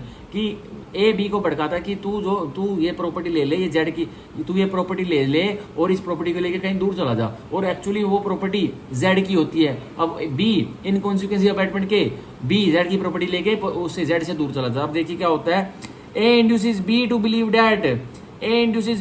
That the property belongs to A. तो अब B को नहीं पता कि वो प्रॉपर्टी जेड की है या किसकी है, बी तो यही मान रहा है कि वो प्रॉपर्टी कि वो बी को नहीं पता, ए को पता है कि वो प्रॉपर्टी जेड की है, लेकिन ए बी को कैसे रिप्रेजेंट कर रहा है, क्या विलफुल मिस रिप्रेजेंटेशन कंसीलमेंट कर रहा है कि बी माने कि वो प्रॉपर्टी मेरी है, कि वो संपत्ति मेरी है, जेड की नहीं। वो जेड को मेंशन भी नहीं करता, ए सीधा सीधा कहता है ए के पास भाई जेड की प्रॉपर्टी होगी है, तो सीधा सीधा क्या कहता है प्रॉपर्टी होगी भी नहीं, मतलब जेड की प्रॉपर्टी कहीं रखोगे। मान के चलिए जिम ए और बी जिम में और जेड भी जिम में जिम करता है, और जेड के कोई एयर जो एयरपोर्ट्स होते हैं वो उसमें बोतल शेकर जो प्रोटीन जो पानी पुनी का शेकर रख के ले जाता है उसका स्टैंड होता है, वहां पे रख देता है एयरपोर्ट के डिब्बे को, ठीक है। तो अब क्या कहता है, ए बी को कहता है कि भाई ये एयर ड्रॉप है ना मेरे हैं, तो तू ले ले इसको, तू ले ले, तू बोल रहा था ना मेरे को कि मेरे को एयर ड्रॉप बहुत पसंद है, तो तू ले ले। और एक्चुअली में ए को पता है कि वो एयर ड्रॉप उसके नहीं है, वो एयरपोर्ट्स उसके नहीं है, वो एयरपोर्ट जेड के हैं। अब देखिए क्या होता है, A induces B to believe that the property belongs to A. अब ए बी को बहलाता है, फुसलाता है और क्या यकीन करवाता है कि यह प्रॉपर्टी, यह संपत्ति किसकी है, मेरी है, ए की। अब देखिए B takes the property out of Z possession. अब ऐसे इंड्यूसमेंट पे चलते बी भाई उस प्रॉपर्टी को जेड की पोजेशन से बाहर ले जाता है, उस एयरपोर्ट को। अब देखिए क्या होता है, in good faith believing it to be A's property, और बी ये कार्य करता है, बी जेड की प्रॉपर्टी को, जो ए उसको इंड्यूस करता है कि ये मेरी प्रॉपर्टी, पर बी उस प्रॉपर्टी को लेके अच्छे विश्वास में जेड की पोजेशन से बाहर चला जाता है। अब देखिए क्या होता है, be acting under this misconception. अब जो बी है, जो अबेटेड है, जिसको भड़काया गया था, वो तो भाई मिसकंसेप्शन में, गलत फहमी में एक्ट कर रहा है, कार्य कर रहा है। आप देखिए, डज नॉट टेक डिसऑनेस्टली, तो वो उस प्रॉपर्टी को, वो संपत्ति को, वो उस एयरपोर्ट्स को डिसऑनेस्टली, बिना ईमानदारी की नीयत से बाहर जेड की पोजेशन के बाहर नहीं लेके जाता है। And therefore does not commit theft, तो यहाँ बी ने कोई चोरी कमिट नहीं की है, but A is guilty of abetting theft. पर अब ए किस चीज का गिल्टी है कि उसने बी से चोरी करवाने के लिए बी को भड़काया है, पर बी तो मिसकंसेप्शन में एक्ट कर रहा था, बी को कोई सजा नहीं मिलेगी, पर ए को सजा मिलेगी गिल्टी, कि वो गिल्टी पाया जाएगा कि उसने थेफ्ट के लिए अबेट किया। अब देखिए, and is liable to the same punishment as if B had committed theft, और अब ए को वही सजा मिलेगी, अब वही सजा मिलेगी कि भाई बी ने की एक थेफ्ट, बी ने एक चोरी कमिट कर दी है। मतलब एज इफ लीगल फिक्शन ये मान रहा है कि बी को तो कानून छोड़ रहा है, क्योंकि वो मिसकंसेप्शन में एक्ट कर रहा था, उसको गलत फहमी थी, वो तो उसको तो इंड्यूस किया गया था, और वो गुड फेथ में वो प्रॉपर्टी लेके गया था मान के कि वो ए की प्रॉपर्टी है। पर अब बी को तो सजा नहीं मिल पा रही है, तो यहाँ बी को तो सजा नहीं मिल पा रही है, तो क्या ए भी उसका फायदा ले सकता है कि भाई आप जब बी को सजा नहीं दे रहे, जिसने प्रॉपर्टी को मिसकंसेप्शन में टेक किया था, तो आप मेरे को कैसे सजा दे रहे हो। पर नहीं, कोर्ट क्या कहेगा, अदालत क्या कहेगी कि भाई बी तो मिसकंसेप्शन में एक्ट कर रहा था, बी ने तो वह प्रॉपर्टी जेड की मिसकंसेप्शन में ली थी, तुमने ए ने बी को इंड्यूस किया था, बहलाया था, फुसलाया था कि वो प्रॉपर्टी मेरी है, पर वो एक्चुअली में प्रॉपर्टी थी जेड की, और बी इस मिसकंसेप्शन गलत फहमी के चलते बी जेड की प्रॉपर्टी लेके चला गया था। तो बी को तो हम छोड़ रहे हैं, बी को तो हम बाइज्जत बरी करें कि उसकी तो इंटेंशन नहीं थी चोरी करने की, पर तुम्हारी तो इंटेंशन थी ना चोरी करवाने की बी से, तो तुम्हें सजा मिलेगी। कि मान लो कि हम बी को भी सजा दे रहे हैं, पर एक्चुअल में बी को सजा मिल नहीं रही है, ओनली यहाँ ए को सजा मिल रही है, और किसकी, अबेटिंग थेफ्ट की, चोरी के लिए भड़काने की, ठीक है। तो ये था हमारे सारे इलस्ट्रेशन, जो कि मैंने सेक्शन 46 के एक्सप्लेनेशन 3 के सारे इलस्ट्रेशन करवाए। अब हम पढ़ेंगे एक्सप्लेनेशन 4, स्पष्टीकरण 4। अब देखिए, the abetment of an offence being an offence, तो एक अबेटमेंट हो रही है, मतलब एक ए बी को अबेट कर रहा है, और बी फिर सी को अबेट कर रहा है, सी डी को अबेट कर रहा है, और डी अब फाइनली ई के ऊपर एक ऑफेंस कमिट करने वाला है। तो ये कह रहा है जो ए बी सी डी है ना, ये सारे जो एक दूसरे को अबेट कर रहे हैं, भड़का रहे हैं, तो ये भी एक अपराधी बनता है। अब देखिए, the abetment of such an abetment is also an offence, तो जो अबेटमेंट की भी अबेटमेंट होती है वो भी एक अपराध होता है। मान के चलिए एक व्यक्ति है ए, जिसको ग्रजिश है किसी ई से, तो ए पहले तो बी को भड़काता है, अब बी के भी वो सेम इंटेंशन और नॉलेज आ जाती है, बी फिर बी की फिर सेम वही ग्रजिश आ जाती है ई के लिए, तो बी फिर एक सी को भड़काता है कि अबेट करता है कि तू ई के साथ कांड कर, ऑफेंस कर। अब जो सी है वो किसी डी को भड़काता है। अब फाइनली जो डी है, जो उसकी भी सेम इंटेंशन और नॉलेज आती है, वो डी फाइनली ई के ऊपर कोई हार्म, कोई चोट वगैरह, कोई ऑफेंस कमिट कर देता है। तो क्या हो गया, अब जो अबेटमेंट की भी अबेटमेंट हुई ना, वो भी एक अपराधी होता है। तो ए ये नहीं कह सकता कि मैंने तो भाई बहुत पहले अबेटमेंट की थी, तो मैंने तो बी को काम सौंप दिया था और बी ने सी को सौंप दिया, तो मेरी क्या लाइबिलिटी बनेगी। नहीं, अबेटमेंट होता है अबेटमेंट, एक अबेटमेंट की भड़काने की भी भड़काना और फिर भड़काना, मतलब एक ही सीरीज में भड़काना चल रहा है, तो वो भी एक ऑफेंस होता है, अपराधी होता है, ठीक है। अब जैसे मैंने एग्जांपल दिया, ए बी सी डी जो व्यक्ति हैं, अब ए पहले बी को भड़काता है, इंस्टिगेट करता है, अबेट करता है कि जाके जो ई है मेरा दुश्मन है उसको मार दे, और अब भाई बी अबेटेड हो जाता है, बी सेम इंटेंशन और नॉलेज पाल लेता है। तो बी क्या करता है, बी खुद तो जाके ई से एक्ट नहीं करता, बी सीधा सी को बोलता है कि जाके ई को मार दे। अब सी भी एक्ट नहीं करता, सी डी को भड़काता है, अबेट करता है कि जाके ई को मार दे। अब the finally consequences abetment offence, जो अबेटमेंट के चलते, परसुएंस के चलते ई पर एक अपराध कमिट करता है। तो यहाँ क्या किया है, अब जो अबेटमेंट ऑफ अबेटमेंट हो ना, भड़काने की भी अबेटमेंट। अब ए ने बी को भड़काया, बी ने सी को भड़काया, सी ने डी को भड़काया, पर एक्चुअली में ए डायरेक्ट एक्ट सी ई पर कमिट करवाने वाला था। तो यही कह रहा है कि भाई पहले ए ने बी को भड़काया, बी ने सी को भड़काया, सी ने डी को भड़काया, फाइनली डी ने ई के ऊपर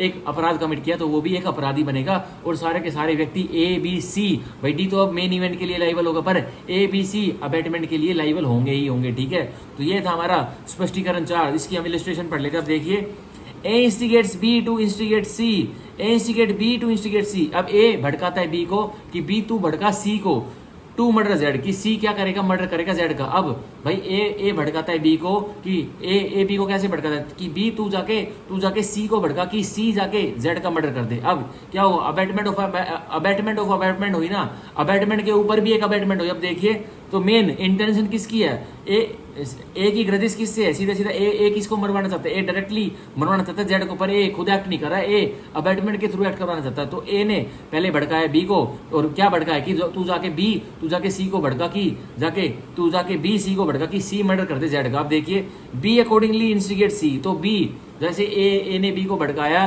कि तू जाके सी को भड़का कि वो जेड का मर्डर कर दे, तो क्या करता है, बी अकॉर्डिंगली इंस्टिगेट सी, तो बी ए के कहने अनुसार सी को भी भड़काता है कि तू सी जाके जेड का मर्डर कर दे। अब देखिए, and C commits the offence in consequence of B's instigation.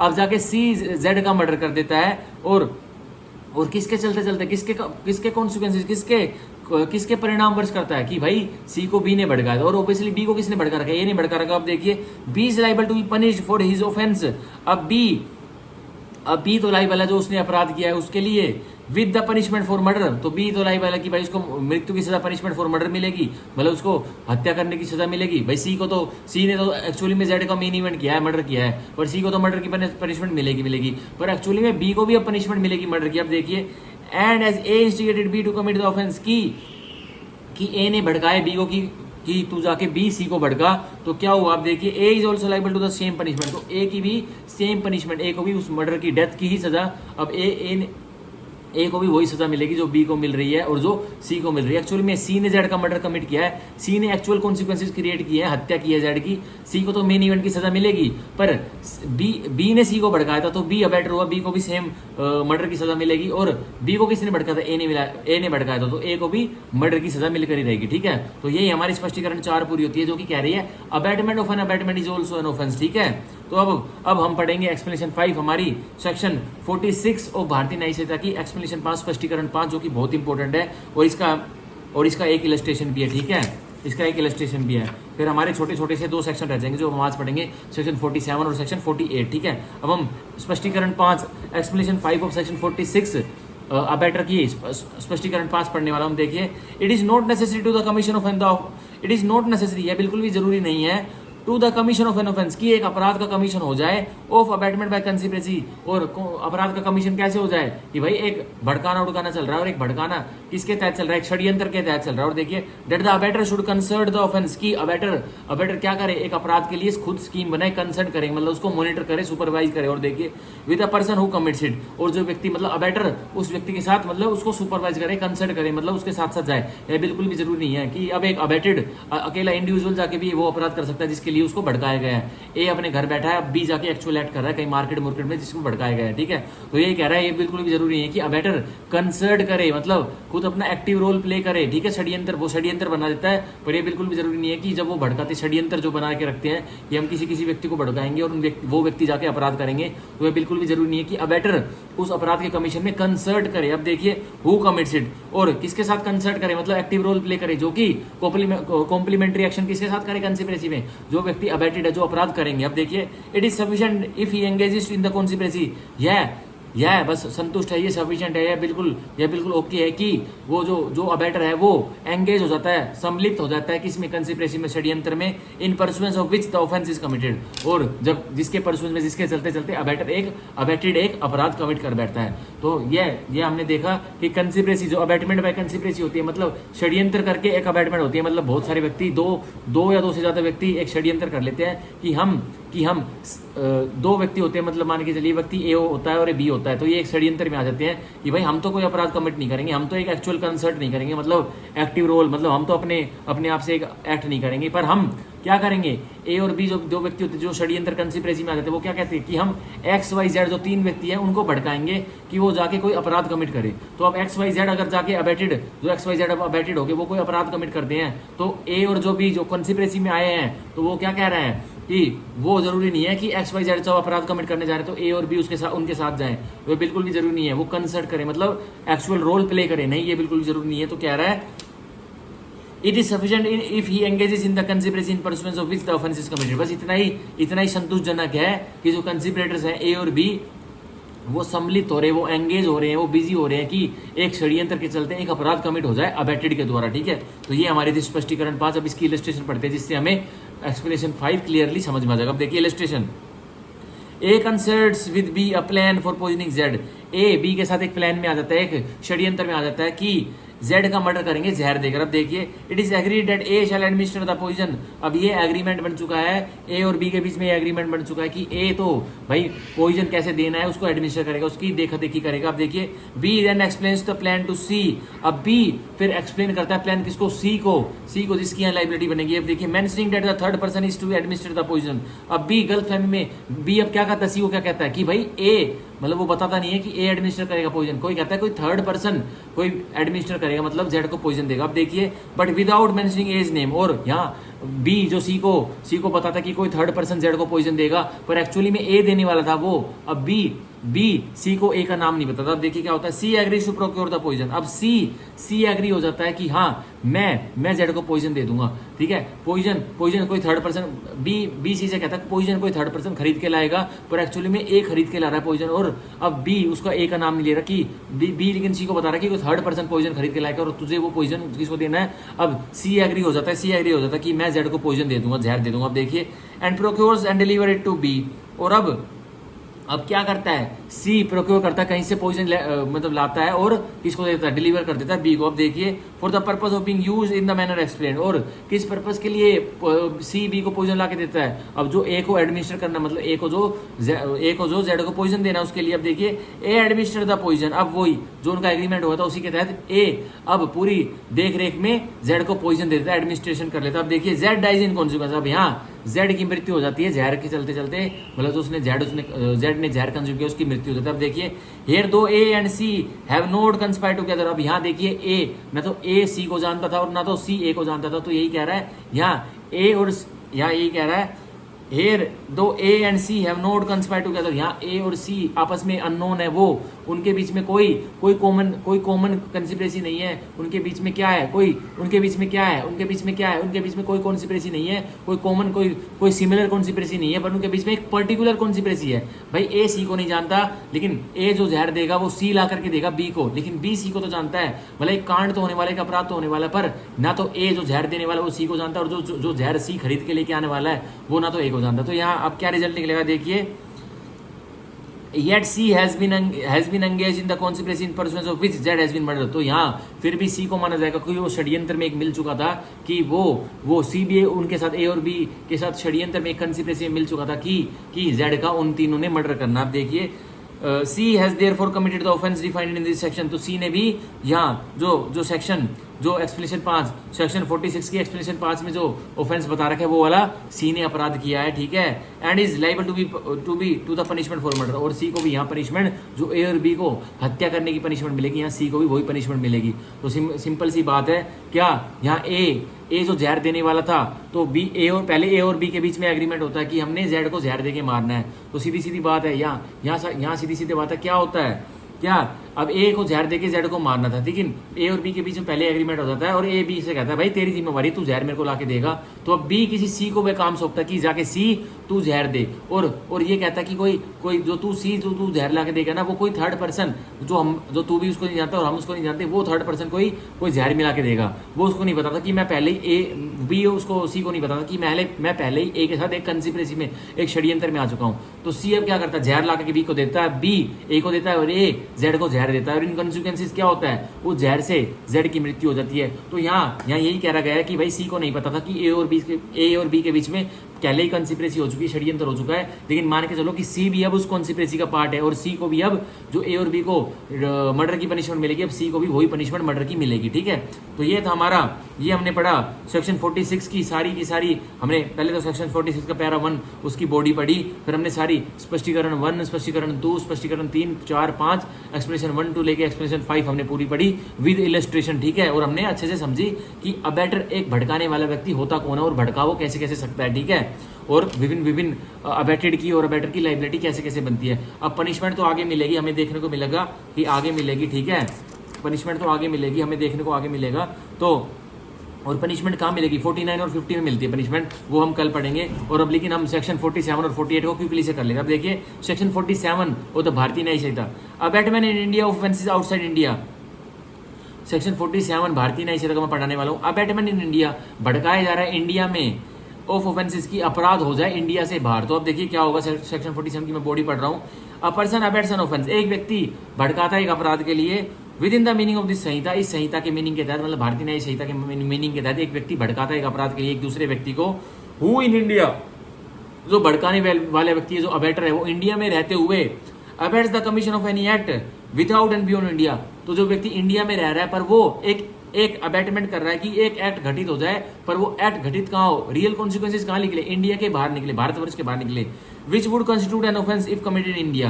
तो वो जो व्यक्ति जो इंडिया में रह के हुए किसी बाहर वाले किसी फॉरेन देश के व्यक्ति को कहता है कि तू एक अपराध कर जो कि अपराध वहां फॉरेन देश में हुआ, तो वो इंडिया में भी अगर वो अपराध होता तो वो अपराध बनता। तो क्या हुआ, तो उस व्यक्ति को जो इंडिया में रहते हुए एक फॉरेन टेरिटरी में कोई अपराध करवा रहा है, एक इंस्टिगेशन करवा रहा है, तो माना जाएगा उसने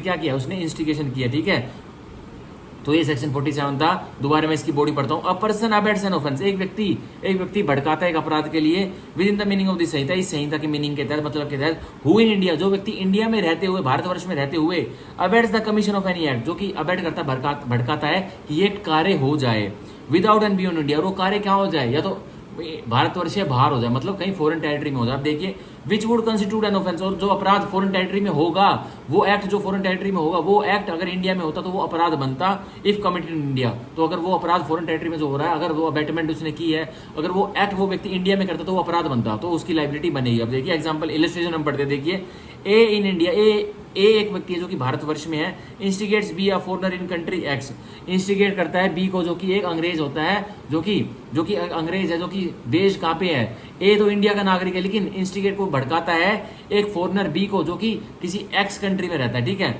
to commit a murder in that country, A B को भड़काता, जो कि अंग्रेज, ए इंडियन है और बी जो कि अंग्रेज है, वो ए बी को भड़काता है कि तू अपनी एक्स कंट्री को भी मान लीजिए, उस कंट्री में तू मर्डर कर। अब देखिए A is guilty of अबैटिंग murder, तो जो इंडिया का व्यक्ति है, जो एक एक्स जो फॉरनर को भड़का रहा है, बी द फॉरनर को भड़का रहा है कि तू एक्स कंट्री में मर्डर कमिट कर, तो वो ए यहाँ पे गिल्टी है कि उसने क्या किया है, उसने अबैट किया है मर्डर करने के लिए। ठीक है, तो अगर कॉन्सिक्वेंसेज में उस अंग्रेज ने अपने उस देश में एक व्यक्ति का मर्डर कर दिया, तो ए को कौन सी सजा मिलेगी, ए को कौन सी सजा मिलेगी, जो उस बी द फॉरनर को मिलेगी ना, वो सजा मिलेगी। अब मान लो भाई, अब be the foreigner x country में एक व्यक्ति की जान ले रहा है, तो भाई इंडिया में क्या जान लेना गुनाह नहीं है। तो यही कह रहा है, अगर जो इंडियन व्यक्ति ने इंडिया में रहते एक बाहर किसी देश में एक व्यक्ति को भड़काया कि तू वहां उस देश में कोई अपराध कमिट कर, तो वो अपराध अगर इंडिया में होता, तो अगर क्या वो अपराध बनता या नहीं बनता, तो उसकी लाइबिलिटी डिसाइड होगी इसकी अबैटर की। ठीक है, तो ये हमारा हुआ सेक्शन 47 होता भारतीय न्याय संहिता।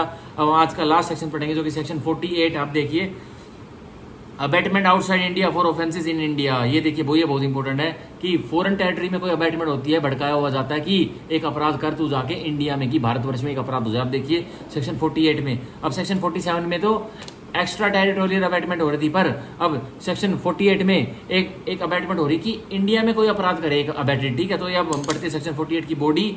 अ person abets an offence within the meaning of this Sanhita, एक व्यक्ति भड़काता है एक अपराध के लिए इस संहिता के मतलब के तहत, मतलब मीनिंग के तहत, who without and beyond India, जो कि इंडिया से बाहर होते हुए, abets the commission of any act in India, और अबैट करे, भड़काए कि एक एक्ट की एक कार्य एक अपराध इंडिया में घटित हो जाए, which would constitute an offensive committed in India, और वो एक्ट जो कि एक फॉरेन टेरिटरी में एक व्यक्ति बैठा हुआ भड़काता है एक व्यक्ति को जो कि इंडिया में एक व्यक्ति है और वो इंडिया में कोई अपराध कर देता है, तो वो भी क्या होगा, अगर वो एक्ट कमिट हो जाता है ना इंडिया में और वो अपराध है, तो उस व्यक्ति की जो फॉरेन टेरिटरी में बाहर बैठकर किसी व्यक्ति को जो इंडिया में है एक अपराध करने के लिए भड़का रहा है, तो उसकी भी लाइबिलिटी बनेगी। ठीक है, तो मान के चलिए इसका एग्जाम्पल ले सकते हैं। अब ये कनाडा बेस्ड एक गैंगस्टर है गोल्डी बरार, जो कि कनाडा में बैठ के ऑपरेट कर रहा है और वो भड़काता है इंडिया में एक व्यक्ति को कि जाके किसी का मर्डर करो। तो उसने सीधा सीधा वो गोल्डी बरार जो गैंगस्टर है, कनाडा बेस्ड जो गैंगस्टर है, वो कौन से सेक्शन के अंतर्गत आता है, उसकी लाइबिलिटी कैसे बनेगी, उसकी लाइबिलिटी अबेटर की तरह बनेगी और सेक्शन 48 भारतीय न्याय संहिता के तहत बनेगी। क्या वो गोल्डी बरार गैंगस्टर अब वो इंडिया में तरह तरह के मर्डर कमिट कराता है, तो क्या वो यहाँ आके खुद एक्चुअल एक्ट कर रहा है, वो भाई अपने गुर्गों को भड़का रहा है और उसके गुर्गे उसके लिए कॉन्सिक्वेंसेज रिजल्ट क्रिएट कर रहे हैं। तो सीधा सीधा उस गोल्डी बरार जो कैनेडियन बेस्ड गैंगस्टर है, जो इंडिया में एक अपराध विभिन्न तरह की हत्याएं मर्डर कमिट करवा रहा है, तो उसकी लाइबिलिटी कौन से सेक्शन में बनेगी, सेक्शन 48 भारतीय न्याय संहिता के तहत बनेगी। अब हम इसका एक इलस्ट्रेशन पढ़ लेते हैं। देखिए, ए इन कंट्री एक्स, एक व्यक्ति है ए जो कंट्री एक्स में, मतलब किसी कंट्री एक्स मान लीजिए, कोई कंट्री मान लीजिए, कोई भी कंट्री एक्स है लेकिन ए उसमें रहता है। आप देखिए, instigates B to commit murder in India, तो जो ए है किसी विदेशी देश में बैठा है और वो एक बी को भड़काता है कि तू बी क्या कर, जो कि बी इंडिया में रहते हुए बी इंडिया का व्यक्ति है, वो तू क्या कर कि तू बी क्या कर, तू की मर्डर कर इंडिया में जाकर। ठीक है, या तो मान के चलिए ए मान के चलिए यूएसए का व्यक्ति है और वो किसी यूएसए के व्यक्ति को इंडिया में भेज देता है कि तू जाके इंडिया में मर्डर कर, तो वो भी भाई अपराध बना। लेकिन ए सीधा सीधा क्या कहता है, एक ये भी हो सकता है कि ए जो यूएसए का नागरिक है वो एक व्यक्ति जो कि बी है जो कि इंडिया में रहता है, वो उसको वहां से नहीं भेज रहा, अपने देश से नहीं भेज रहा, वो इंडिया में रहता है, कि बोलता है कि तू इंडिया में एक मर्डर कमिट कर, तो ये क्या होगा भाई, किसके लिए लाइबल होगा, A is guilty of abetting murder, तो ए भी गिल्टी होगा मर्डर को, हत्या को अबेट करने के लिए। ठीक है, तो ये हमारा होता है सेक्शन 48 पूरा भारतीय न्याय संहिता का। ठीक है, तो हमने सेक्शन 47 में तो पढ़ा कि हमने सेक्शन 47 में क्या पढ़ा कि भाई इंडिया में कोई व्यक्ति रह रहा है और किसी विदेशी देश में कोई भड़का रहा है एक अपराध कमिट करने के लिए, और 48 में हमने क्या पढ़ा, कोई विदेशी देश में एक व्यक्ति रह रहा है जो कि किसी इंडिया के नागरिक को या किसी उसी देश के नागरिक को इंडिया में भेज के कोई अपराध कमिट कर रहा है, तो वो व्यक्ति एक्चुअली में इंडिया में नहीं आ रहा, और वो व्यक्ति एक्चुअली इंडिया में नहीं आ रहा जो सेक्शन 48 में विदेश में बैठ के हुए इंडिया में अपराध कमिट करा रहा है, लेकिन फिर भी उसकी भारतीय न्याय संहिता के सेक्शन 48 की तरह 48 में भारतीय न्याय संहिता की लाइबिलिटी बनेगी। ठीक है, और वो अब उसने क्या किया, A is guilty of abetting murder, तो मान के चलिए ए जो नागरिक है जो कि बाहर विदेश में बैठा है पर वो एक व्यक्ति को भड़का रहा है कि तू जाके इंडिया में अपराध कमिट कर, तो वो भी